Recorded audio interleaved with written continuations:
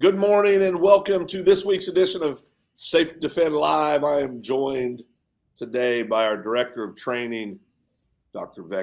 Greg V. Dr. V, how are you, brother? Doing well, Phil. How are you? Good. I know you've been real busy the last few weeks, been on the road, had a lot of stuff going on, doing a lot of trainings, out and about with the good people. You and I were talking a little bit before we came on about it seems like the response is always the same when unfortunately there's a shooter of any kind, whether it's in a school or a private business. Everybody sits around and goes, well, geez, how are we ever going to stop this? Well, like I said, maybe we need to start looking at it different. Maybe we need to start Go figure, right? Reactive and start being proactive. I mean, it's just right. An idea, Dr. V, but what are your thoughts on that? I don't know. I was kind of thinking about that myself because, it is really, it kind of just gets tiring, right? Because it's always, well, why does this happen? And they look at all the stuff and this happened and that happened. Why didn't we know? And we didn't connect the dots and all the other stuff. And, part of it, I think, is just a misunderstanding of like what an active killer or someone who wants to engage in targeted violence goes through from the time, he decides that I want to do this to the actually carrying out the attack, right? Yep. And I was thinking this the critical time gap, and as we talked about at SafeDefend, right? So for the SafeDefend system, of course, we're talking about, right a bang, right? So you got a teacher and they hear a gunshot in the hallway and then they're going to activate the system. Well, the beautiful thing about the SafeDefend system is this closing of the critical time gap between notification and the response of the police, the eventual neutralization of the attacker, right? Right. And so some of the research, people think about, well, from the time the police respond, and people talk about, police response times, right? And let's say that, we talked about this before, right? The average incident lasts, less than 5 minutes, right? It's all over with, and most of the time the police don't get there until sometime after 5 minutes, right? And even if they get there in 3 minutes or 2 minutes, okay, there's still a massacre in front of them, right? And so, it's kind of like an orientation of how we're thinking, right? If we're thinking about just police response, we're leaving out the time frame from the time that the police were notified in the first place, right? Because the police can't respond until they're actually notified. And so I was looking at, some of the most recent stats. I think it was the Bureau of Justice Statistics, I think. And they were talking about, the notification to 911 on the average takes about 10 minutes. So regardless of what the police response is, let's say it's excellent. Let's say it's 2 minutes, right?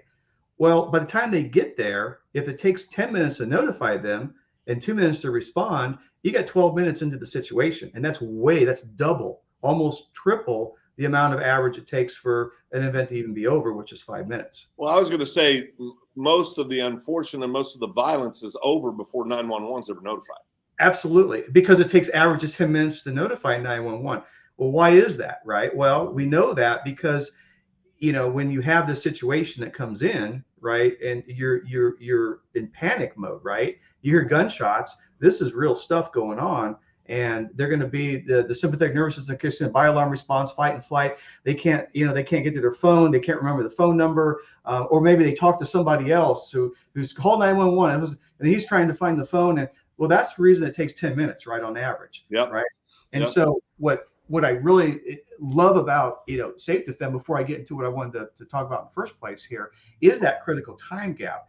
So if you take a critical time gap and look at it left of bang, right? Let's look at it from the standpoint of preventing an active killer, from engaging, right? One of the biggest misunderstandings is that these offenders just snap, that they're monsters, evil monsters who just snap and then go crazy and kill people, right? Yeah.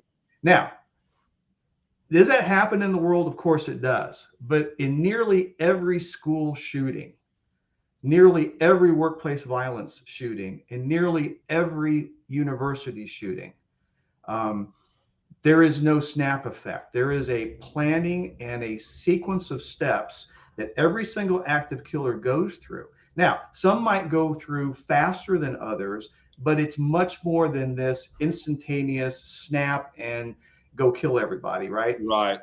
And so when you're looking at it from that perspective, and then you look at it on Ride a Bang, it's kind of the same thing. People make the assumption that police are notified, and then 2 minutes, why isn't that enough time? Well, they didn't take in consideration the time it takes for the notification. So there's that gap there. Well, on the left of Bang, there's the same gap. There's a procedure that everyone goes through before they attack. And if you wouldn't mind, could you pop up that slide for me? You bet, Doc. What are your thoughts so far? I think what we're zeroing in on is what matters, right? I think we've, and you can apply this to a lot of things in our society right now, to where we make assumptions or these 30,000 foot assessments and then statements based on what we saw from 30,000 feet. And if we would get down into the last, what I always call belly button to belly button, the last 3 feet, where most things in life really happen, right? When you're there in the moment, that's where you can get good solutions. And I think part of the challenge is it's easy and natural when somebody goes in and does mass violence, mass killings, to just assume they're crazy. These are horrible people. A lot of times this built up for years to get to the point where this happens.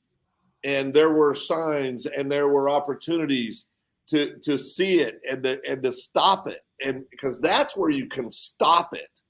You can stop it left to bang. That's where you can identify and stop it. And so I think we've got to spend more time on that, knowing that you got to have the right bang processes and the right bang systems. And unfortunately, we're always going to have those.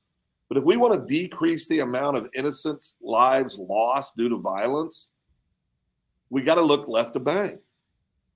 I mean, that's where you're going to be able to have the most impact, just to reduce the number of deaths. So I think this is absolutely without question the right way to approach it.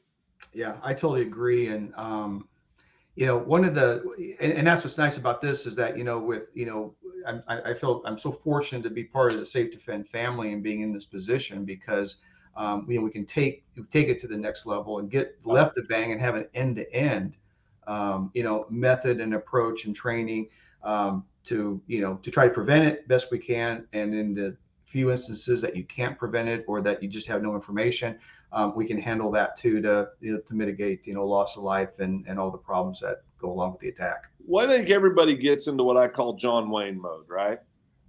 And there's probably a better example because I'm so old now. A lot of kids don't even know who John Wayne is or was. But whoever the latest, greatest super action tough guy, whoever it is, right? But that's how we respond. And the truth is, this from your life, and I know this from my previous life when I wasn't just an old fat bald-headed business guy, but I did other fun stuff in life. But the truth is everybody that's what we call war fighters, right? In the military world, the last thing they want to do is engage. Because you're taught the best solution is always to get away from the situation. That's always the best solution. And that's what I feel like we're doing when we're talking of left to bang. Let's try to not have that situation to begin with. Let's focus on that, but I think we want to be tough guys. Always come out after these. Well, by God, what we need to do is this. And by God, what we need to do is that. And by God, what we need to, well, okay. All of which will not work, but okay. I'm glad you feel better, because and I get the emotion of it, right? I mean, we all get the emotion of it. But we got to deal with reality so that we can start attacking it and having a real impact. And that's what I think this does, what you're talking about here.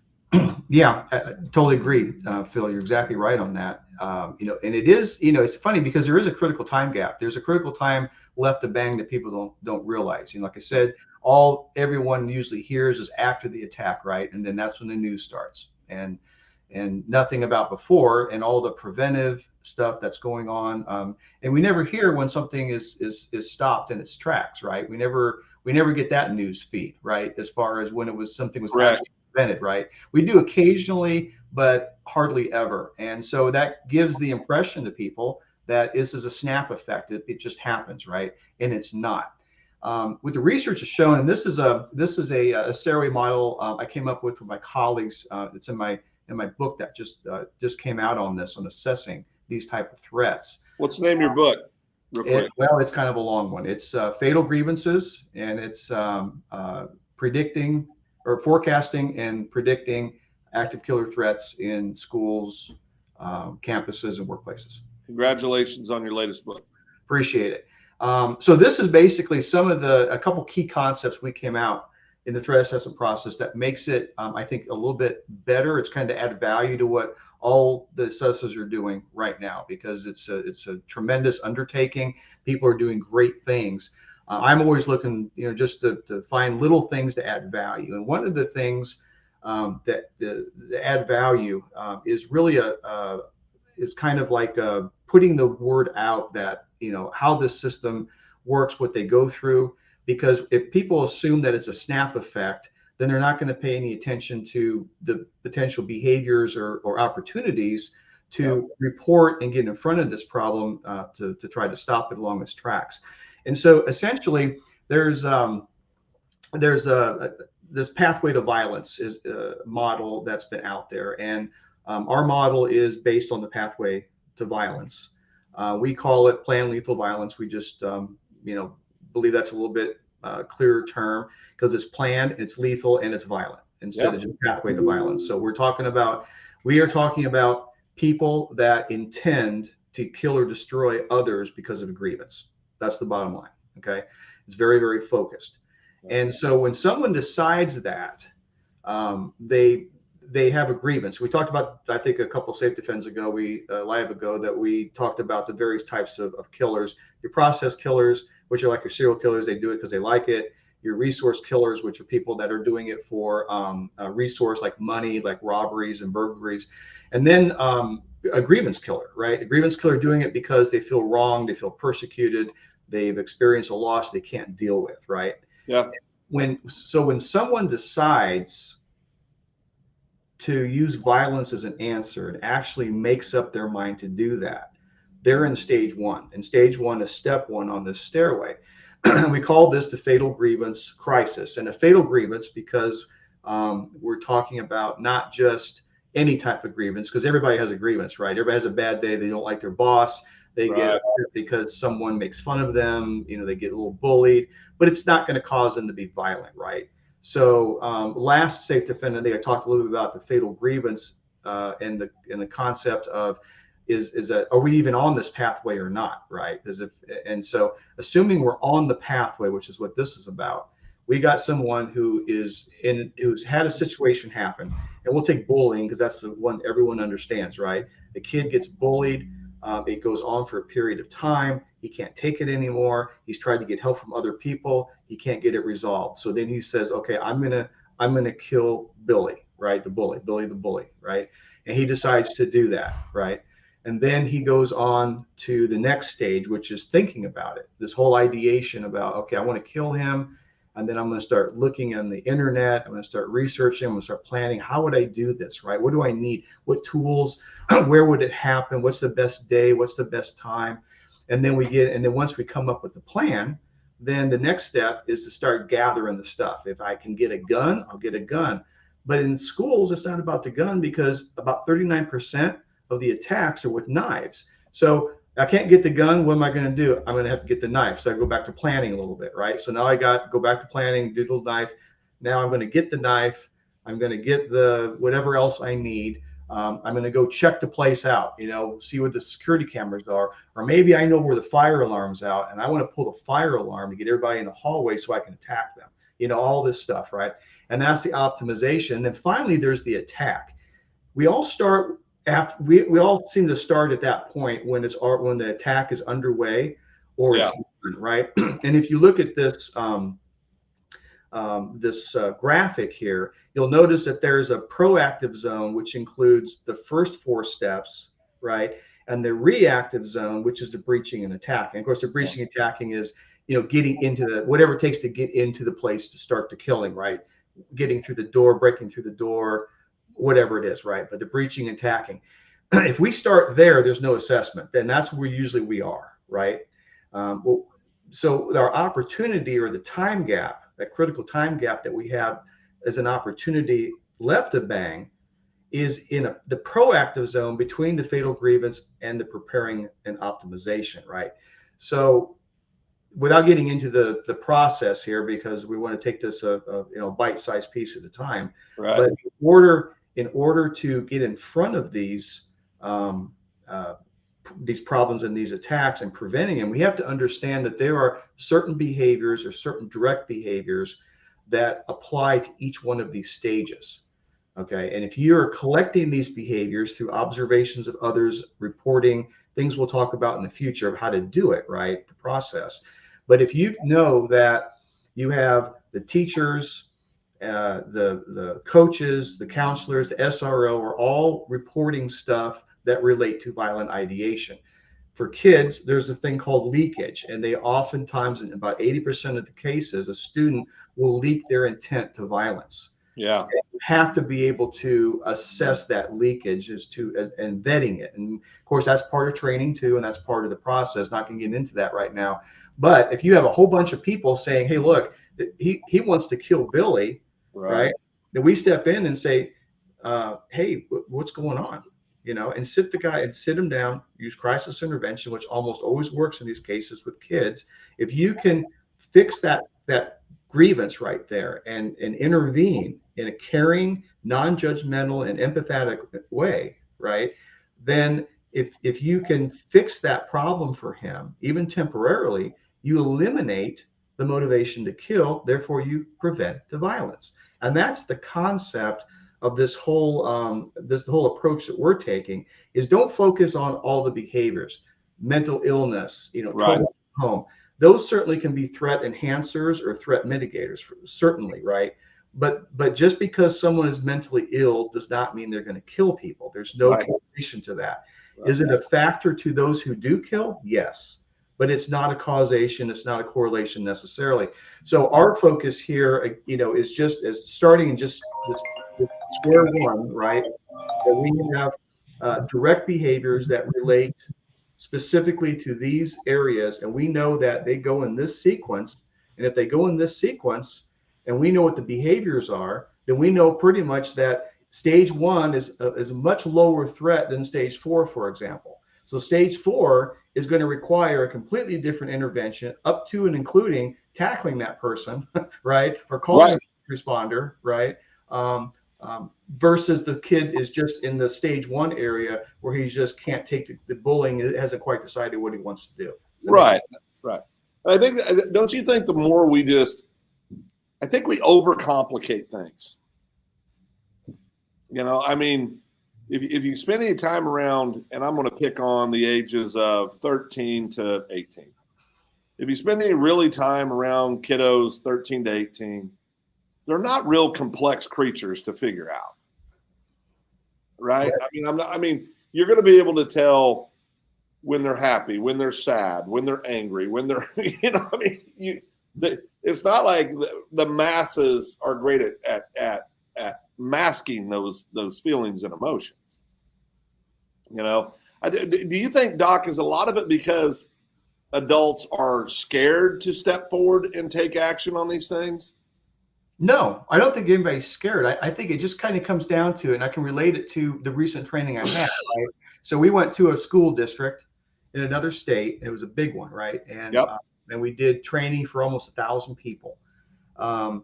And one of the things that was the feedback on the training was they just wanted to know what to do. They wanted to have a plan. Yeah. And so I don't think it's a matter of being scared. I think it's just a matter of being uninformed. Well, let me be clear about that. I didn't mean physically scared. What I meant was I choose my words poorly there. Chose my words poorly. What I was more referring to was not knowing how to address it. So they're just like, what do we do? Yeah. And that's what I'm talking about too, because even the people on the training for basically his Right-A-Bang training, right? Yeah. They felt empowered because they now had a plan. They knew what it really meant to run, hide, and fight instead of just this this arbitrary nebulous thing that's out there, right? Right. And on the people that see these concerning behaviors before the attack, right? I don't think it's a matter of them being scared or afraid of the consequences for being wrong or worrying about a false negative or false positive. I think that's secondary to the fact that they just don't feel confident and aren't informed and trained enough to know exactly what to do. And that's the Yeah. purpose of the training, Yeah. is to give a teacher an understanding of what is a concerning behavior, what does this even mean, right? And give them the tools to be able to vet it themselves, to know that, yeah, this is something that's important, it needs to be reported. And if that is given to the threat assessor or to the administration ahead of time, then we're way ahead of the game. Right? Yeah. And stopping it. Well, Doc, I appreciate your time today very, very much. I know we'll continue down this path in the weeks to come. I think this is the stuff that I think it arms everybody, right? It arms parents, it arms teachers, it arms coworkers. It gives good people tools and resources and things to think about and ways to take steps to make their workplace, their schools, their workplace safer. So, Dr. V, I appreciate your time as always. Look forward to talking to you next week. Sounds good, Bill. Thanks so much. Take care. Thank you. Thank you all for joining this week's edition of SafeDefend Live. You can see all this at Second Banana Media as well as SafeDefend.com. But check us out. There's a lot of great episodes in there in the library as well. But we'll see you next week, 9:30 Central Time, SafeDefend Live. Have a great weekend.